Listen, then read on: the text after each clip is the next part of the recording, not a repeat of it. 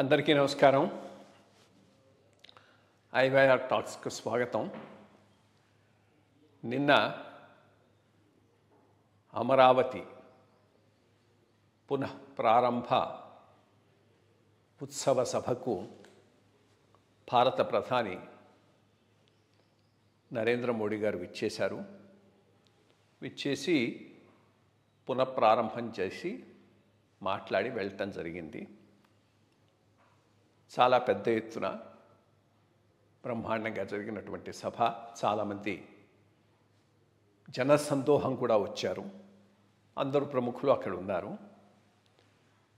ఈ మీటింగ్ తరువాత అమరావతి భవిష్యత్తు ఏ రకంగా ఉండబోతున్నది, ప్రధానమంత్రి గారి రాక వలన దీని ప్రాధాన్యం ఏ రకంగా విస్తరించబోతూ ఉన్నది, ఈ అంశాల గురించి డిస్కస్ చేద్దాం. మొట్టమొదటిది, ఈ ప్లాట్ఫామ్ను ప్రధానమంత్రి గారు ఆంధ్రప్రదేశ్ రాష్ట్ర అభివృద్ధి కోసంగా కేంద్ర ప్రభుత్వం చేస్తున్నటువంటి పలు పనులను గురించి, చేస్తున్న ఇన్వెస్ట్మెంట్స్ గురించి, కొత్తగా వస్తున్నటువంటి railway works, road works, infrastructure works, port works, వీటన్నిటి గురించి ప్రస్తావించాడు.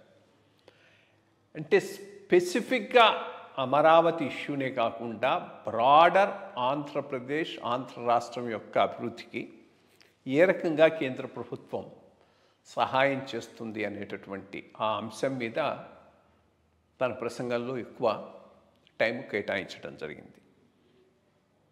చంద్రబాబు గారి నాయకత్వాన్ని ప్రశంసించటం, ఆయన నాయకత్వంలో అమరావతి తప్పకుండా ముందుకు పోతుంది అని ఆశించటం, ఇవన్నీ చేశాడు.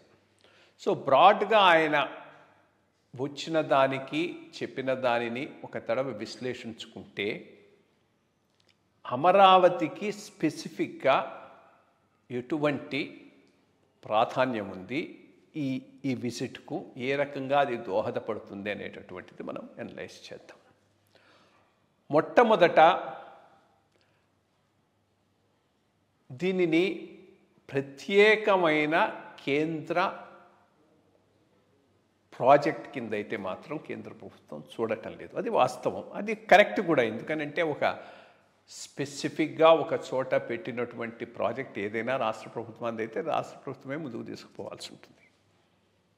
కానీ వీలైనంత వరకు సహాయం అయితే చేస్తూ ఉన్నారు. ఒక 15,000 కోట్ల దాకా గ్రాంట్ కింద వచ్చింది. కానీ ఈ గ్రాంట్ కూడా ఊరికి రాలేదు. నేను చేసిన అసెస్మెంట్ ప్రకారం కరెక్ట్ అయి ఉంటుంది. అమరావతికి 15,000 కోట్లు ఇచ్చినప్పటి నుంచి స్పెషల్ కేటగిరీ స్టేటస్ గురించి తెలుగుదేశం వాళ్ళు కానీ ఎవరూ మాట్లాడటం లేదు. చంద్రబాబు నాయుడు గారు కూడా మాట్లాడటం లేదు. స్పెషల్ కేటగిరీ స్టేటస్కు ప్రత్యామ్నాయంగా స్పెషల్ ప్యాకేజీ అంతా కలుపుకుంటే 15,000 కోట్లు వస్తుంది. అంతకుముందే ఇది ఇవ్వటానికి వాళ్ళు రెడీ అయినారు, అప్పుడు మనం తీసుకోవడానికి రెడీ కాలేదు. అది దీనికి ఆఫ్సెట్ చేసి ఆ 15,000 కోట్ల గ్రాంట్ ఇచ్చారనేది నా అభిప్రాయం. నిజం కావచ్చు. ఇక ఈ 15,000 కోట్లు కాకుండా మిగిలిన డబ్బులంతా కూడా రాష్ట్రం లోన్ కింద తెచ్చుకోవాల్సి ఉంటుంది.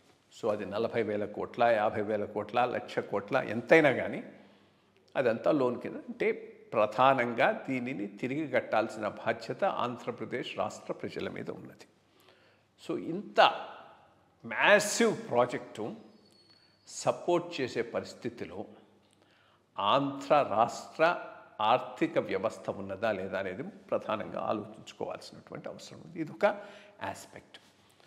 సో భవిష్యత్తులో అమరావతి ఎట్లా ముందుకు పోతుంది అనేటటువంటిది ప్రధానంగా దీని మీద ఆధారపడి ఉంటుంది. అంటే ఒక ఎడిషనల్గా వెంటనే 1,00,000 కోట్లు ఖర్చు పెట్టలేరు అనుకోండి. ఈ సంవత్సరం 20,000 కోట్లు, 15,000 కోట్లు, నెక్స్ట్ ఇయర్ 15,000 కోట్లు, 20,000 కోట్లు, ఆ పైన 20 కోట్లు.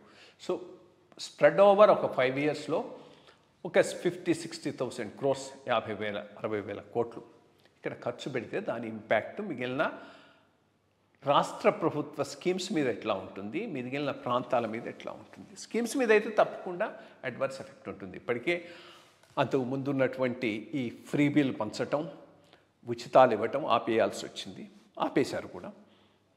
అదే కంటిన్యూ కావచ్చు. ఆ వచ్చేటటువంటి మిగుల్లో ఉండేటటువంటిదే దీనికి ఖర్చు పెట్టవచ్చు. అంతకుముందు ఆయన చేసింది ఏంటంటే, జగన్మోహన్ రెడ్డి గారు అప్పులు తెచ్చి పనిచేశాడు. ఇప్పుడు అప్పులు తెచ్చి అమరావతి మీద ఖర్చు పెట్టడం, అదే బేసిక్గా ఆ ప్రభుత్వానికి ఈ ప్రభుత్వానికి ప్రధానమైనటువంటి డిఫరెన్స్ కావచ్చు. ఇక ఇంత కాన్సన్ట్రేటెడ్గా ఒక చోట ఇంత ఇన్వెస్ట్మెంట్ జరుగుతూ ఉంటే మిగిలిన ప్రాంతాల రియాక్షన్ ఎట్లా ఉంటుంది అంటే, దీంతో తప్పకుండా మిగిలిన ప్రాంతాల మీద పెట్టేటువంటి ఇన్వెస్ట్మెంట్స్ తగ్గిపోయేటటువంటి అవకాశం ఉంది. ఆ టౌన్స్, ఆ ప్రాంతాల్లో దీని మీద ఎట్లా రియాక్షన్ ఉండేటటువంటిది ఒకటి ప్రధానంగా ఆ అమరావతి భవిష్యత్తును నిర్ణయించడంలో ప్రధానమైనటువంటి పాత్ర పోషించేటటువంటి అవకాశం ఉన్నది. ఇక రెండోది వాల్యూ క్రియేషన్. ఇంతమంది రైతుల దగ్గర నుంచి భూములు తీసుకొని పూలప్ చేసి వాళ్ళకు రిటర్నబుల్ ప్లాట్స్ ఇచ్చినప్పుడు ఆ రిటర్నబుల్ ప్లాట్స్కు వాల్యూ వస్తేనే వాళ్లకు దాని నుంచి బెనిఫిట్ ఉండొచ్చు. ఆ వాల్యూ అంత లెవెల్లో షార్ట్ టైంలో 10-15 సంవత్సరాల్లో ఇంత మ్యాసివ్గా జరిగే అవకాశం ఉందా లేదా, ఇది కూడా అమరావతి భవిష్యత్తును నిర్ణయించడంలో ప్రధాన అంశం అవుతుంది. వీటన్నిటికీ మించి మొదటి నుంచి నేను చెప్తూ ఉన్నాను, రాజకీయ ఏకాభిప్రాయం దీని మీద ఉన్నదే. ఒకటి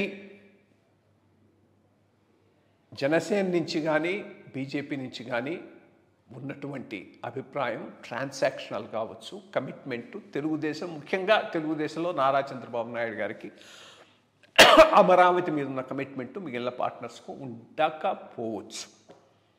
దీనన్నిటికీ మించి జగన్మోహన్ రెడ్డి గారికి మాత్రం కమిట్మెంటే ఉండకపోవచ్చు. అది అర్థం కూడా అవుతూ ఉన్నది. ఆయన కూడా రాలేదు, దీంట్లో ఏమీ పాలు పంచుకోలేదు. 2029 ఎలక్షన్లు ప్రధానంగా అమరావతి భవిష్యత్తును నిర్ణయిస్తారని నా అభిప్రాయం. అదే ఎలక్షన్లో మళ్ళా కూటమి వస్తే అమరావతికి తిరుగులేదు. అదే ఎలక్షన్లో జగన్మోహన్ రెడ్డి గారు తిరిగి వస్తే మాత్రం అమరావతి తప్పకుండా సీరియస్ ప్రాబ్లమ్స్లో పడేటటువంటి అవకాశం ఉంది. అందుకోసం ఎవరైనా పెట్టుబడులు పెట్టేవాళ్ళు కూడా 29 దాకా వేచి చూచి ఆ పైన నిర్ణయం తీసుకునేటటువంటి అవకాశం ఉంది.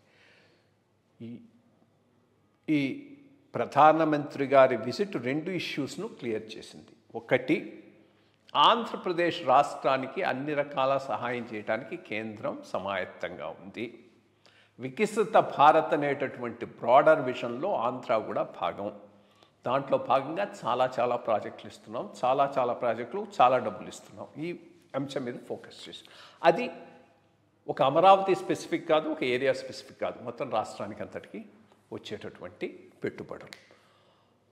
రెండోది, అమరావతికి మేము ఎటువంటి ఎగెనిస్ట్ కాదు, మా చేతనైనంత సహాయం చేస్తాం. చేతనైనంత సహాయం అంటే ఏంది, ఆల్రెడీ 15,000 కోట్ల దాకా గ్రాంట్ ఇచ్చారు. మిగిలినవి ఎక్స్ట్రా లోన్లు తీసుకోవటానికి రాష్ట్ర ప్రభుత్వానికి పర్మిషన్స్ అయితే రావచ్చు, దాంట్లో ఏమి పెద్ద. కానీ దానివల్ల వచ్చేటటువంటి ఇంట్రెస్ట్ బర్డను, ప్రిన్సిపల్ రీపేమెంట్ బర్డను మాత్రం తప్పకుండా రాష్ట్రం మీదే ఉంటుందనేటటువంటిది అర్థం చేసుకోవాల్సిన అవసరం ఎంతైనా ఉన్నది. సో ప్రధానమంత్రి పర్యటన వలన ఎక్స్ట్రాగా అమరావతికి ఒరిగిందేమీ లేదని చెప్పుకోవచ్చు. కానీ బ్రాడర్ సపోర్ట్ ఉంటుందనేటటువంటిది కూడా అర్థమైంది. దీని భవిష్యత్తు ఎట్లా ఉంటుందనేది నా దృష్టిలో 2029 తర్వాత నిర్ణయింపబడుతుందని నేను భావిస్తున్నాను. Thank you.